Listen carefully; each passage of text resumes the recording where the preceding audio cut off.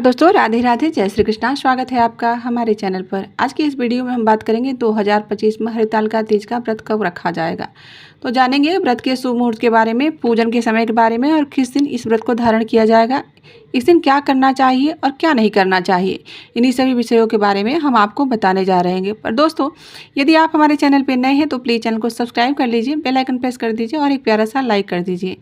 तो सबसे पहले तो आप सभी को हरितालिका तीज की ढेर सारी शुभकामनाएं। आप सभी के जीवन में भगवान भोलेनाथ, माता पार्वती की कृपा इसी प्रकार से बनी रहे, आपके घर में सुख समृद्धि की वर्षा होती रहे।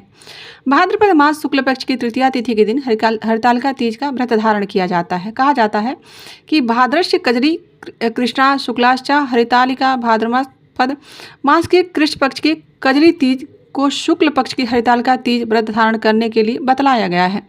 यह व्रत जो कि सौभाग्यवती स्त्रियों के लिए बड़ा ही पूर्ण फल प्राप्त देने वाला है। इसे धारण करने से सुख सौभाग्य आदि में वृद्धि होती है, पुत्र धन की प्राप्ति होती है तथा सभी प्रकार की मनोकामनाएं भगवान शंकर की कृपा से पूर्ण हो जाती हैं। इस व्रत में विशेष प्रकार से जो कि भाद्रपद मास शुक्ल पक्ष की तृतीया तिथि हस्त नक्षत्र हो तो इसमें यह व्रत बड़ा ही उत्तम फल देने वाला होता है। इसके मुहूर्त मात्र में से ही जो पड़ा तिथि होता है वह बड़ा ही उत्तम माना जाता है, क्योंकि द्वितीय पितामह और चतुर्थी पुत्र की तिथि बदलाई गई है। अतः द्वितीया का योग हमेशा ही निषेध होता है और चतुर्थी का योग श्रेष्ठ होता है। तो शास्त्रों में इस व्रत के लिए तृतीया और चतुर्थी तिथि जो मिक्स हो उसी में किया जाए तो इसे मतलब सर्वमान्य माना जाता है।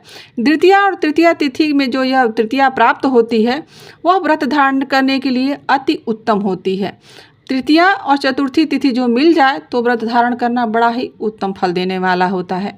वह पुत्र की तिथि मानी जाती है। भाद्रपद मास शुक्ल पक्ष की तृतीया तिथि प्रारंभ हो रही है 25 अगस्त 2025 दिन सोमवार 12:37 पर और तृतीया तिथि की समाप्ति होगी वह होगा 26 अगस्त 2025 दिन मंगलवार दोपहर 1:57 पर।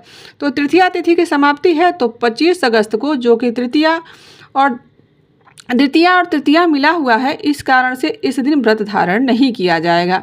तृतीया और चतुर्थी को जो व्रत है वह 26 अगस्त को हमें प्राप्त हो रहा है और इस दिन हस्त नक्षत्र भी बन रहा है, जो कि अगले दिन यानी 27 अगस्त को सुबह 6:04 तक रहने वाला है।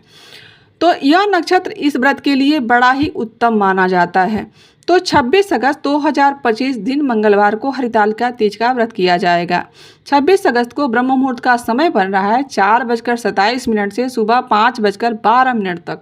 तो सूर्योदय का जो समय प्राप्त हो रहा है वह है सुबह 5:36 से सूर्यास्त शाम को 6:23 पर होगा। प्रातःकाल पूजा का जो शुभ मुहूर्त हमें प्राप्त हो रहा है वह है 4:49 से शुरू होकर 5:56 तक।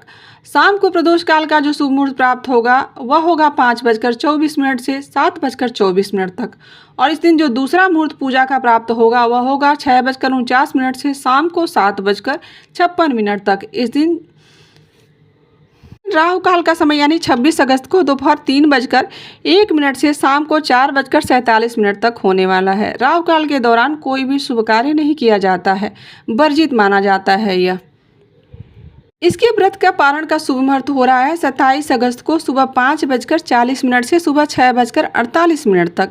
इस व्रत को, जो कि दिन रात्रि की निर्जला व्रत धारण किया जाता है, इस दिन अन्न और जल दोनों का त्याग करना पड़ता है। तो बहुत से जगहों पर जो कि सर्गी किया जाता है तो सर्गी के लिए जो समय होता है वह सूर्योदय से पहले ही कर लेना चाहिए।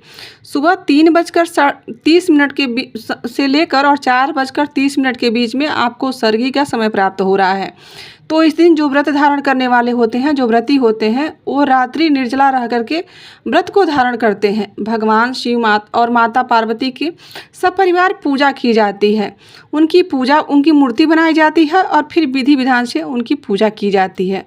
इस दौरान भगवान का जो भी षोडशोपचार विधि द्वारा पूजन किया जाता है और पूजन में भगवान का ध्यान आवाहन किया जाता है और फिर उन्हें आसन पर विराजमान करके और फिर उन्हें अर्घ्य भी प्रदान किया जाता है। इसके बाद फिर जल से आचमनी कराई जाती है, भगवान को पंचामृत से स्नान कराया जाता है। उसके बाद भगवान को सफ़ेद वस्त्र दिया जाता है और फिर माता पार्वती को लाल वस्त्र अर्पित किया जाता है।